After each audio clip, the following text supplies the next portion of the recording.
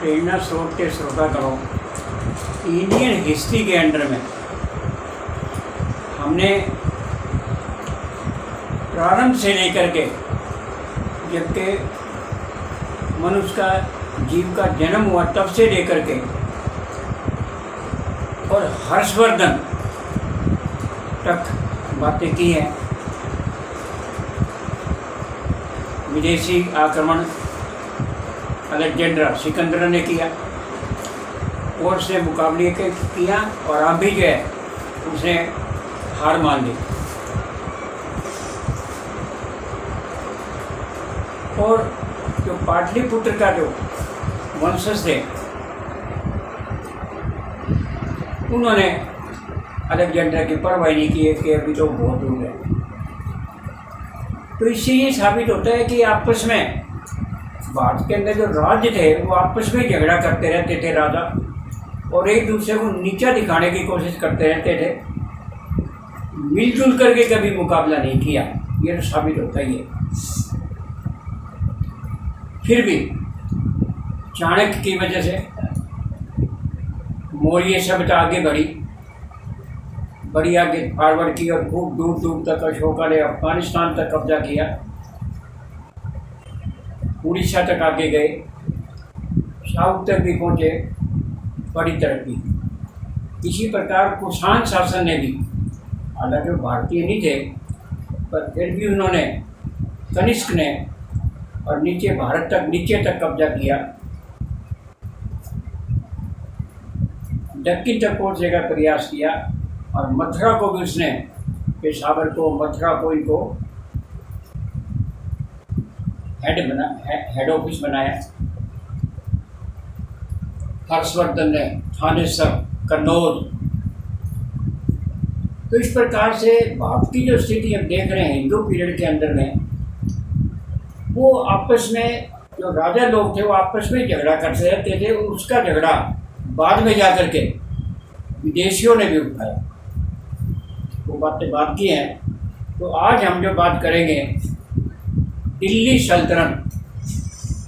सल्तनत के बारे में बात करेंगे कि दिल्ली के अंदर किस किस का कब तक राज हुआ। तो दिल्ली के अंदर सबसे पहले राजपूत लोगों ने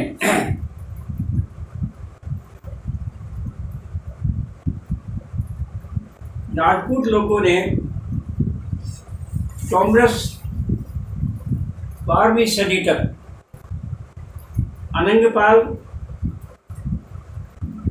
12वीं सदी के आधे के बाद तक राज किया। फिर चौहान आए 1165 से 1192 तक, और 1175 से 1192 तक पृथ्वीराज चौहान। उस टाइम पर कन्नौज के राजा जयचंद भी थे। तो दिल्ली पर जो राज किया, क्योंकि पृथ्वीराज चौहान अजमेर से राजस्थान थे तो दिल्ली में उनके नाम के थे, तो दिल्ली भी सल्तनत उनको मिल गया था। तो पृथ्वीराज चौहान जो था वो दिल्ली के सल्तनत में रहा। इसके बाद जो है तुर्किश लोग आ गए, कुतुबुद्दीन ऐबक, इल्तुतमिश, रजिया, गियासुद्दीन बलबन वगैरह ये आ गए। तो प्रश्न ये उठता है कि पृथ्वीराज चौहान ने मोहम्मद गौरी का डट से मुकाबला किया, मोहम्मद गौरी को हरा दिया।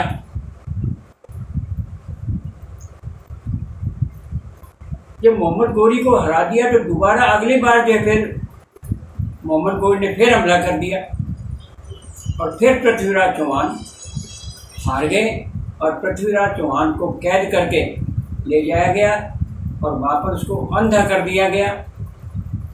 और इस प्रकार से उसने चौहान ने भी बदला ले लिया कि चौहान के साथ जो उसका जो गुरु था उसने सब बता दिया कि इतनी दूरी पर मोहम्मद गौरी बैठा है, इतने हाइट पर बैठा है, और ये तीर ऐसा चला, क्योंकि मोहम्मद गौरी ने कहा था यानी अब तीर चला के दिखा, कैसी तेरी योग्यता को मैं करूँ। तो उस समय जो है ऐसा तीर चलाया अपने गुरु के कहने से कि मोहम्मद गौरी की भी मृत्यु हो गई। और बाद में जो है उसका जो सेनापति था कुतुबुद्दीन ऐबक, वो यहाँ का शासक बना। परंतु इससे पहले की बात है कि मोहम्मद गजनवी, जिसको गजनी बोलते हैं, जो कि अफगानिस्तान में एक छोटा सा, और गोरी भी एक छोटा सा राज्य था, गजनी ने इससे पहले 17 बार हमले किए और वो सिंध को, पंजाब को, राजस्थान को, सबको पार करके और गुजरात में जाकर के सोमनाथ के मंदिर को लूटा। ये बड़े अजनबी की बात है कि रास्ते में कोई ऐसा राजा नहीं था कि जो उसको रोक सकता, और जाते हो तो वो मंदिर को लूट के ले जा रहा था। अरे लूटने के बाद नहीं, उसकी लूट का माल लेने के लिए उस पर हमला कर देते हैं। तो ये कुछ बहुत ही कमज़ोरी बात नज़र आ रही है। इसका मतलब ये था कि कोई भी भारत में जो शासक था, या वो राजपुताने में या गुजरात में, वो ऐसा नहीं था जो कि गजनी का मुकाबला कर सका। गजनी का मुकाबला तो हुआ, परंतु जगह जगह अलग अलग हुआ।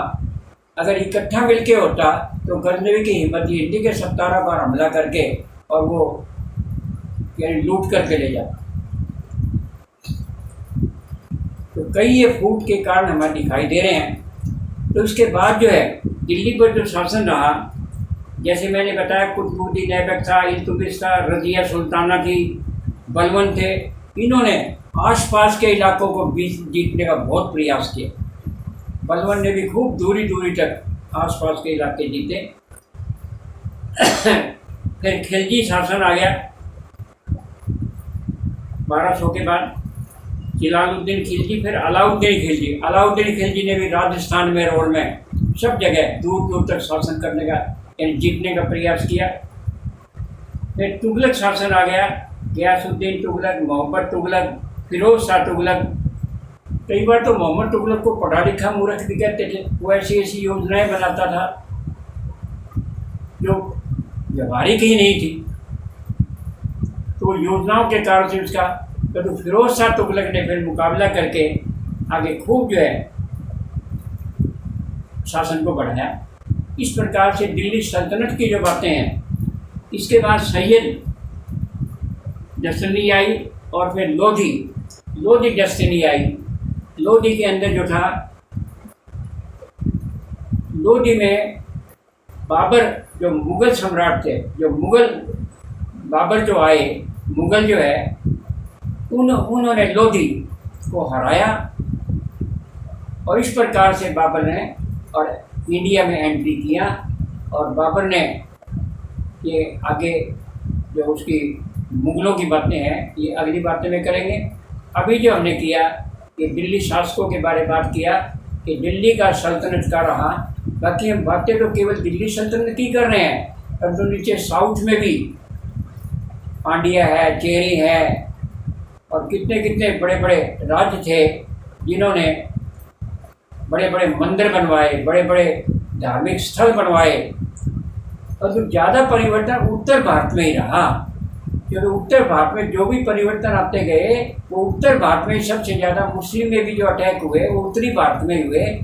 और जो भारत के अंदर जो पॉपुलेशन का जो सवाल हुआ, भारत के अंदर जो धर्म परिवर्तन का सवाल हुआ, या धर्म के, यानी मुस्लिम धर्म को ज़्यादा जो था, इसमें मुस्लिम एक प्रकार के थे। जैसे मैंने बताया, पहले तुर्किश थे, फिर खिलजी आए, फिर ये तुगलक आए, उसके बाद सैयद आए, उसके बाद लोधी आए, उसके बाद मुग़ल आए। ये सब अलग अलग